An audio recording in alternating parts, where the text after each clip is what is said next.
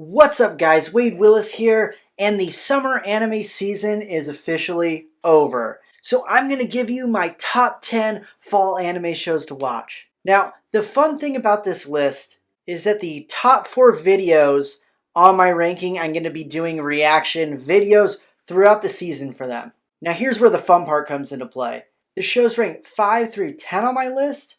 I'm going to put a poll on the communities tab on my channel where I'm going to have you guys vote on what you want me to do a reaction series to. So you guys are actually going to have power to pick what you see me react to. And I'm going to take it a step further.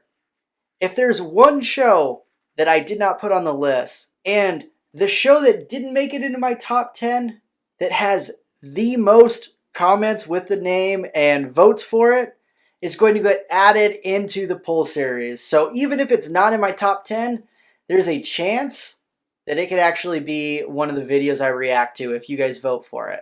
So if you're watching this, don't forget to like the video, subscribe to my channel, and hit the bell so you know when my polls are up. Without further ado, here's Wade's top 10 upcoming fall anime shows. At number 10, from the creators of Death Note, comes Platinum End. The main character, Mirai, tries to kill himself by jumping off of a building. However, he's saved by an angel who puts him into a tournament to see who is fit to be a god. The animation in this series looks absolutely amazing. I have very high hopes for this show based on who's actually writing it. But it piqued my interest less than the 9 other shows in this list. Number 9, My Senpai is Annoying. We've had numerous stories about annoying kohais that somehow grow on their elders. It's about damn time that we had a story that goes the other way around. Now this show has some big shoes to fill with the success of Nagatoro and Uzaki-chan. And you know what got me really excited for this is that this actually takes place with adults, which is something pretty rare in anime. And as I get older, I see myself drawn more and more to stories like this where we see kind of romantic comedies with people who are actually closer to my age.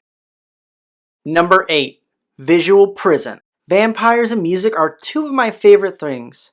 And in this story, apparently vampires under the Scarlet Moon have their abilities amplified, allowing them to create a hollow dimension called a prison. What the hell does that exactly mean? Honestly, I don't know. Well, this anime is an original story, so we're going to have to watch it to find out. But the music in the trailer sounded amazing, and I always look forward to watching an original anime every season because there are no manga or light novel readers to spoil the ending for me. Number 7, The Vampire Dies in No Time. Yet another vampire anime in time for Halloween. The story takes a way different approach than your normal vampire story. Okay, even more than that one. Okay, and that one too. This vampire is weak as hell and keeps dying. The show actually looks hilarious, and I'm excited to see this comedy adapted. Number 6, Tacked Up Destiny takes place in a dystopian future where the world is taken over by monsters called D2 after the world is hit by a meteorite. Now those of you who already know me know that I really love dystopian stories, so I was automatically drawn to this. And these monsters do what every monster does when it takes over the world. Ban music. Just kidding. Apparently music can actually defeat them though, and that's kind of the base for this story. Tacked Up Destiny is based on a video game, which would honestly make me nervous if it wasn't Mappa and Madhouse doing this. I think it's in pretty good hands. Number 5, Blue Period. This is actually a story about a kid who realizes making art is what he loves to do, and decides to gamble and leave the path that his life was heading on. Instead, switching gears to try to get accepted into an art school with an acceptance rate less than 1%. I think that actually may be tougher to get into than Harvard. I really love how this anime looks like it's trying to visually incorporate all of the art. Some of the scenes in the trailer are absolutely gorgeous. Some of this anime has already been released in Japan on Netflix and will be out on Netflix in other regions soon. I am a simple man. I love steak, Diet Mountain Dew, and of course, a harem anime with giant anime titties. Number 4, World's End Harem.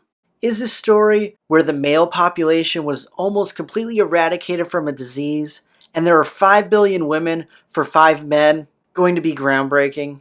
Probably not. But I sure as hell am going to watch it, and you know what? I'm probably going to enjoy it too. Judge me if you want, but there's a lot of people who did rankings who are actually excited for this but were afraid to put it in there. Number 3, Comey can't communicate. Now if you haven't heard of this story, you've probably been living under a rock. It's based on an insanely popular manga that was actually voted as the most wanted anime adaptation in 2020. It really has the potential to be anime of the year with all the hype around it. Now I could go into the plot, but I mean it's kind of in the title, and I feel like everyone has ranked this show really high in their must-watch list, so just watch it, guys. Number 2, Mushoku Tensei Season 2. This is one of the most popular isekai stories in history. And you know what? The hype was warranted. Season 1 was fantastic. If you haven't watched it yet, I suggest you do. It also has one of the best dubs I've ever seen. Season 1 developed the world and the characters so well that I really think Season 2 is going to hit the ground running. Now, a lot of you are probably sitting there wondering, what in the hell is number 1? Since most of the big names are already on the list. But number 1 for me is Mirukochan. Mirukochan is about a girl who can suddenly see hideous monsters that no one else can see. And she does exactly what I would do in that situation. Try to ignore them. I have heard that the manga takes dark comedy to another level. So this isn't just your normal horror anime. And this studio actually has experience in the horror genre because they were the studio that did Higurashi Go and Higurashi Sotes, which I personally enjoyed. Some people have different opinions on it. But from what I've seen, I think we can all have really high hopes for this show. In the comments, let me know what your ranking is and what show in your ranking was missing from my list. Remember to vote for the show on my list that you want to see me do a reaction to. And as a reminder, the show not in my top 10 that has the most comments on this video will be added to the poll as well. Thanks for watching, guys. I'm Wade Willis.